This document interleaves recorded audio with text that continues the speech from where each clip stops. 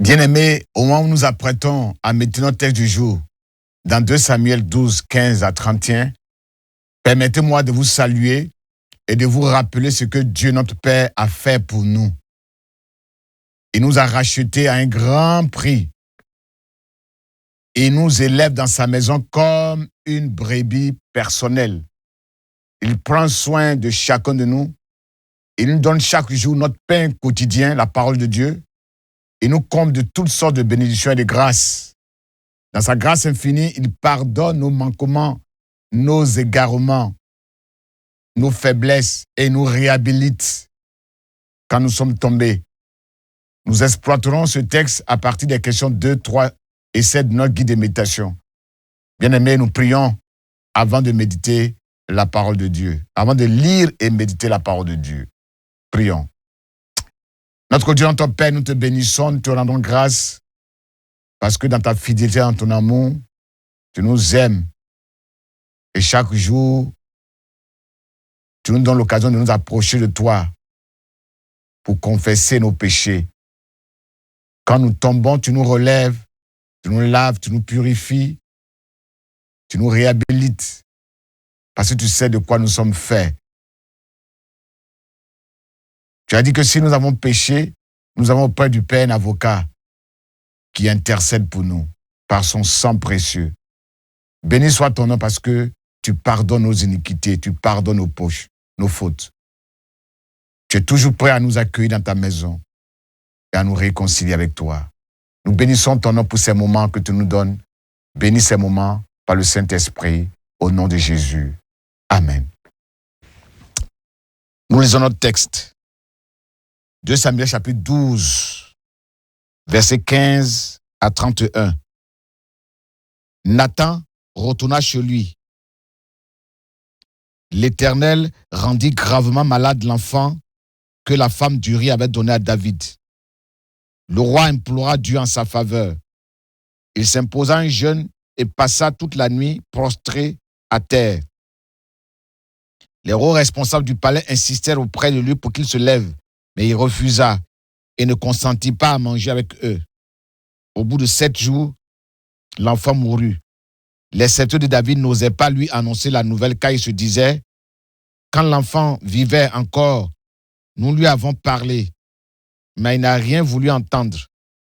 Si nous lui annonçons maintenant que l'enfant est mort, il va faire un malheur. » Mais David s'aperçut que ses serviteurs chuchotaient entre eux. Il comprit que l'enfant était mort et leur demanda « L'enfant est-il mort ?» Ils répondirent « Il est mort. » Alors David se leva de terre, prit un bain, se parfuma et changea de vêtements. Puis il se rendit au sanctuaire de l'Éternel et se prosterna devant lui. Ensuite, il rentra chez lui, demanda qu'on lui prépare un repas et se mit à manger. Ses serviteurs le questionnèrent. « Que signifie ta façon d'agir? Tant que l'enfant était vivant, tu as jeûné et pleuré. Et maintenant qu'il est mort, tu te relèves et tu manges. » David leur répondit, « Tant que l'enfant vivait encore, j'ai jeûné et pleuré, car je me disais, qui sait, peut-être l'Éternel aura-t-il pitié et laissera-t-il l'enfant en vie? Maintenant qu'il est mort, pourquoi jeûnerai-je? Est-ce que je peux le faire revenir à la vie? C'est moi qui irai le rejoindre, mais lui ne reviendra pas vers moi. » David consola Bathsheba, sa femme. Il alla vers elle et s'unit à elle. Elle eut de nouveau un fils qu'elle appela Salomon le Pacifique.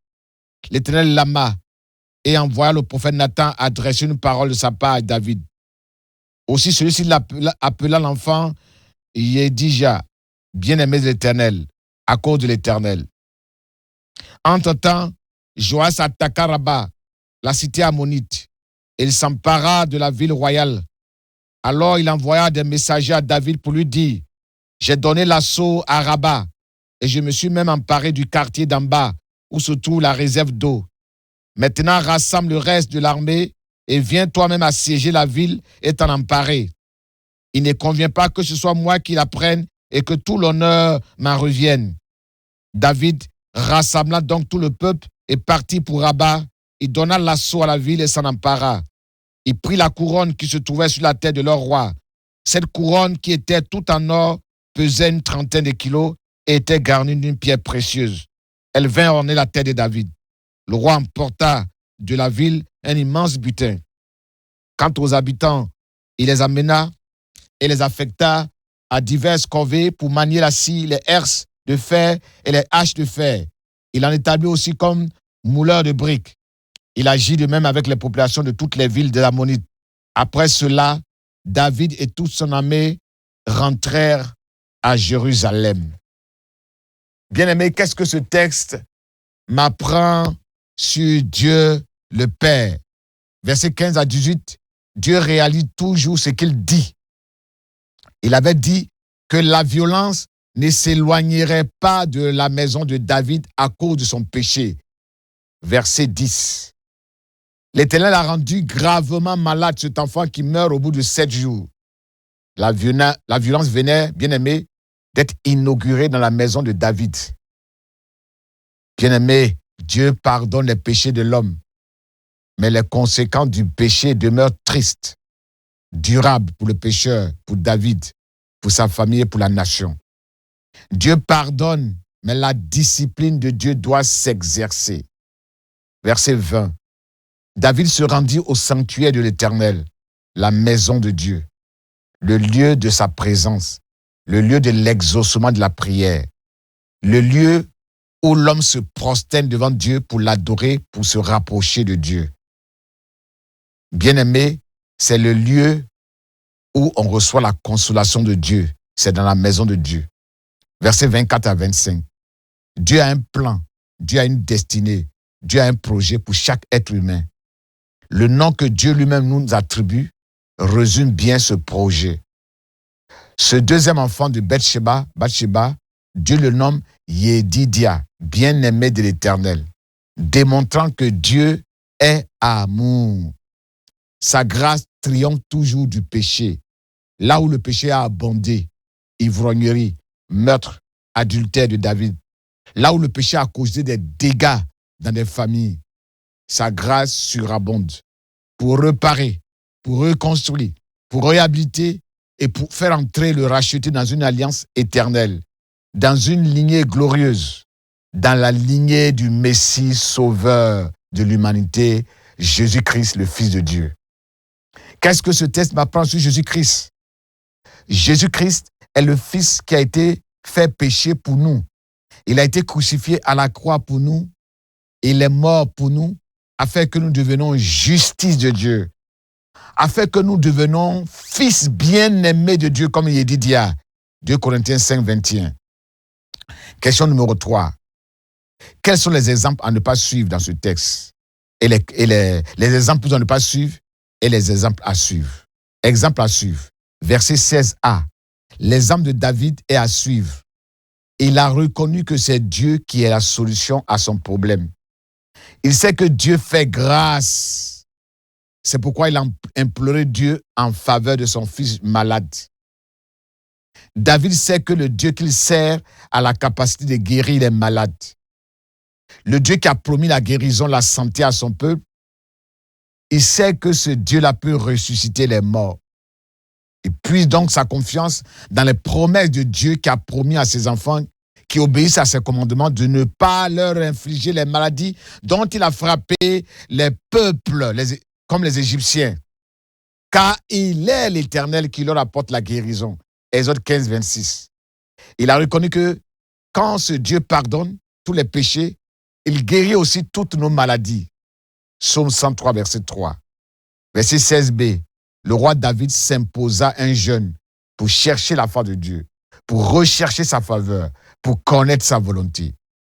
Il s'est imposé cette discipline de privation pour se concentrer sur Dieu, lui accorder un maximum d'attention, lui exprimer ainsi sa dépendance à son égard.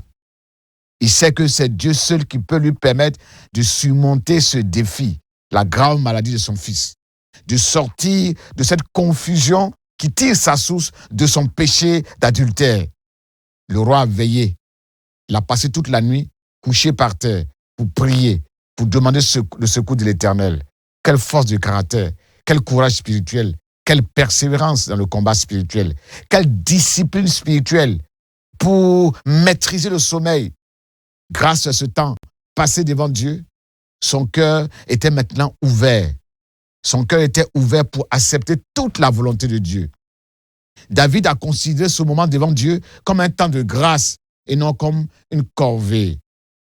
Verset 17. Les rôles responsables du palais ont insisté auprès de David pour l'obliger à se lever, mais il refusa de les écouter. Il refusa de manger avec eux. Les rôles responsables ont essayé de le détourner de sa dévotion, de son intimité avec Dieu, de ce qui lui procurait tant de bien, mais il n'a pas cédé, car il avait un objectif spirituel à atteindre. Le jeûne et la prière lui ont permis d'avoir une volonté ferme, un caractère inébranlable. Le comportement de ces rôles responsables est à blâmer. Ce n'est pas un exemple à suivre. Verset 20. Dès que David apprend la mort de son fils, il se relève, il prend un bain, il se parfume, il change de vêtements de deuil et se rend au sanctuaire, dans la maison de Dieu, pour se prosterner devant le Dieu souverain, qui fait ce qu'il veut, quand il veut, et qui n'a de compte à rendre à personne. Il n'a pas laissé le deuil détruire sa communion avec Dieu. David montre ici sa maturité spirituelle en se soumettant pleinement à la volonté de Dieu. Et il a su rendre grâce et honneur à Dieu en toutes choses, pour les bonnes choses comme pour les mauvaises choses. Verset 23c. C'est moi qui vais le rejoindre, mais lui ne reviendra pas vers moi. En s'exprimant ainsi, le roi David exprime sa foi en Dieu, le Dieu de l'espérance, qui a promis à ses enfants son royaume, une place auprès de lui après la mort. En agissant ainsi, le roi David exprime une vérité spirituelle. Bien-aimé, il est réservé aux hommes de mourir une seule fois, après quoi vient le jugement de Dieu. Hébreux 9, 27. Il est impossible pour un homme de mourir et de revenir encore sur cette terre. Versets 21 à 31. Deux exemples sont à suivre dans ces versets. Joab attaque une cité des Ammonites, Rabat. Il dit au roi David, j'ai commencé le combat, viens toi-même l'achever, viens l'assiéger et t'en emparer. Il ne convient pas que ce soit moi qui la prenne et que tout l'honneur m'en revienne. Joab, bien-aimé, est un collaborateur humble. Il est fiable, il est fidèle. Il agit avec probité, avec droiture et honneur. Il est digne de confiance. Il est sincère et dévoué à la tâche. Il fait son travail correctement, même quand son chef n'est pas là, pour le diriger, pour le contrôler. Joab exprime ici des sentiments loyaux, des sentiments nobles. Devant cette situation de gloire, devant cette situation qui va honorer son nom, le mettre en valeur au détriment de son chef David, il refuse de tirer la couverture à lui, de s'approprier le mérite. Il a su s'effacer pour mettre en lumière son patron. Il n'a pas manifesté un sentiment égoïste pour attirer l'attention sur lui, pour se mettre en avant. Il n'a pas été malveillant. Il connaît sa place, il connaît son rôle. Il a agi conformément au principe de vie de Jean-Baptiste qui disait « Tout ce que nous avons nous a été donné par Dieu. Nul ne peut s'arroger une autre mission que celle qu'il a reçue du ciel. Je ne suis pas le Christ, je suis son précurseur. Il doit croître, il doit devenir plus grand, de plus en plus grand, et moi je dois diminuer. Je dois devenir de plus en plus petit. » Jean 3, versets 27 à 30. Le deuxième exemple à suivre dans ce texte vient du roi David. Il s'est relevé. Il a rassemblé le peuple. Il a donné l'assaut à la ville. Il s'en est apparé. Car il a accepté d'écouter les sages conseils de Joab, son chef d'armée. Il a compris que ce qui l'a fait tomber là, c'est quand il était oisif. Il a compris que c'est en allant au combat, au front, que la victoire est assurée. Le roi David a fait preuve de résilience. Il a remonté la pente. Il a su surmonter ce choc, cette blessure émotionnelle, ce traumatisme dû à la perte de son fils. Il n'est pas resté dans le déni, dans l'apathie, dans un abattement sans fin, une tristesse sans fin. Avec l'aide de Dieu et avec l'aide du Saint-Esprit, il a su se reconstruire. Il a su reconstruire sa vie après ce échec spirituel. Il a su encaisser l'adversité sans s'effondrer. Il a su se réorganiser pour rebondir plus fort et remporter des victoires sur ses ennemis. La correction de Dieu ne l'a pas aplati, découragé, anéanti, mais il s'est relevé pour continuer à avancer. Question numéro 7. Quelles sont les vérités spirituelles que nous pouvons tirer de ce texte? Versets 15 à 18. Les souffrances, les maladies, les deuils, peut être des moyens de Dieu pour corriger, pour nous reprendre, pour nous redresser, pour redresser celui qu'il aime, l'homme selon son cœur. Dieu châtie ceux qu'il reconnaît pour ses amis, pour ses fils, pour ses enfants illégitimes, légitimes plutôt. Hébreux 12, 5 à 7. Dieu n'a jamais cherché à nous aplatir, à nous anéantir à travers les souffrances, à travers les corrections. Ces corrections n'ont qu'un seul but, nous faire participer à sa sainteté, nous former pour une vie juste, une vie paisible, une vie vécue dans la crainte de Dieu, dans l'obéissance à ses commandements. Car le gouvernement de Dieu, ce n'est pas seulement des bénédictions, des grâces, mais c'est aussi la discipline, c'est aussi les châtiments, c'est aussi les corrections. Dieu pardonne le péché, mais l'homme n'est pas exempté de ses conséquences, afin qu'il comprenne le caractère horrible du péché. Les conséquences du péché laissent dans nos vies des traces, des cicatrices, des marques purulentes, pour qu'on s'en souvienne comme des avertissements, pour ne plus recommencer. Les fruits produits par le péché sont proportionnels aux conséquences de nos actes. Il y a une sorte de parallélisme des formes. David a brisé des liens familiaux en faisant tuer de façon violente un père de famille innocent au front.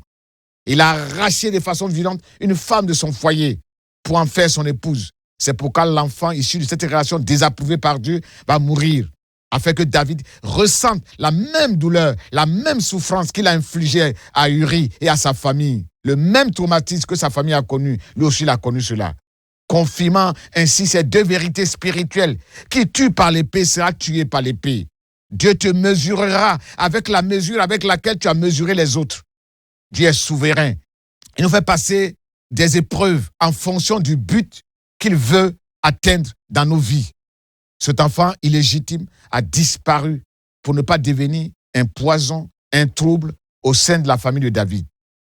Abraham ne s'est-il pas séparé de son neveu Lot pour éviter les troubles, pour éviter les conflits, pour éviter les querelles, les disputes entre ses bergers et les bergers de Lot? Verset 20. Le jeûne et la prière ont des vertus et nous rendent humbles. Ils nous rendent sensibles à la voix de Dieu. Ils affermissent notre caractère et nous rendent matures pour devenir des chrétiens obéissants, des chrétiens qui sont soumis à Dieu. Verset 24. David consola son épouse. Il s'unit à elle et elle tomba enceinte à nouveau. Un homme qui a été blessé, qui n'a pas été consolé par Dieu, qui n'a pas été guéri par Dieu de son aveuglement spirituel. Cet homme-là est incapable de consoler à son tour quelqu'un d'autre. Il est incapable de consoler ceux qui sont affligés, ceux qui sont blessés. Il est incapable de conduire ceux qui marchent dans les ténèbres, dans l'aveuglement, parce qu'il n'a pas été guéri. S'il n'est pas guéri par Dieu, il ne sera pas épanoui. Il sera incapable d'aimer les autres. Il ne peut pas être fertile spirituellement. Il ne peut rien apporter aux autres. Jésus disait, est-ce qu'un aveugle peut conduire un autre aveugle? Ne vont-ils pas tous deux tomber dans une fosse? Un disciple ne surpasse pas son maître. Mais est-ce que lorsque sa formation a été achevée, il sera en tout point semblable à son maître pour faire comme son maître, être capable de consoler, de guérir, d'apporter la joie aux autres? 1 Corinthiens 1:3 dit ceci, béni soit Dieu, le Père de notre Seigneur Jésus-Christ.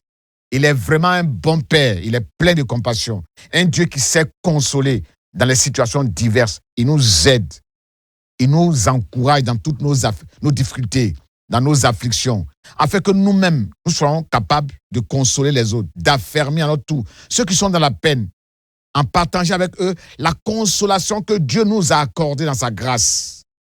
Versets 29 à 31, en guise de conclusion de notre méditation de ce jour. David s'empara de la ville. Il enleva la couronne du roi. Il emporta le butin et il transforma les habitants de Rabat en corvéables, en esclaves, pour manier les scies, les herses, les haches et pour fabriquer des briques. Ces verbes, s'emparer, enlever, emporter, transformer, illustrent comment, par le péché, l'homme pécheur donne du pouvoir au diable pour le manipuler, pour le dominer, pour s'emparer de sa vie, pour lui enlever la couronne de gloire, la couronne d'autorité, la couronne de puissance, la couronne de victoire que Dieu lui a donnée par son Fils Jésus-Christ le triomphateur. Le diable enlève, arrache notre élévation, notre honneur, notre dignité pour nous faire descendre dans la boue. dans le déshonneur. Il nous arrache nos biens, nos bénédictions comme un butin de guerre parce que nous avons péché et nous lui avons donné le pouvoir. Puisqu'il nous a vaincus, puisqu'il a vaincu l'homme, il se donne le droit de le transformer en esclave corvéable pour faire des choses désagréables, des choses abominables, des choses honteuses qui déshonorent notre Père. C'est pourquoi, bien-aimé, fuis le péché comme la peste. Ne cède pas à ses caprices, afin de ne pas céder ton héritage, afin de ne pas céder ta gloire, ta couronne au diable. Prions, bien-aimé. Seigneur, merci pour ta fidélité, merci pour ta grâce. Merci parce que tu nous corriges pour notre bien, tu nous aimes, tu nous bénis. Mais quand nous vivons dans le péché, quand nous tombons et que nous déshonorons ton nom, tu nous corriges, tu nous ramènes à toi.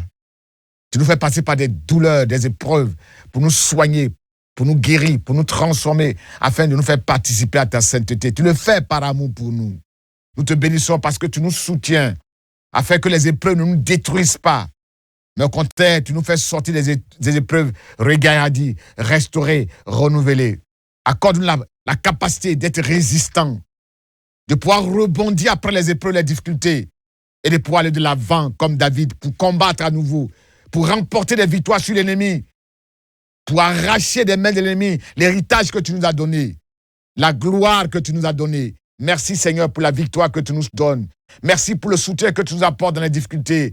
Merci parce que tu ne nous corriges pas au-delà de nos capacités de résistance. À toi la gloire, à toi la louange et l'honneur au siècle des siècles. Amen.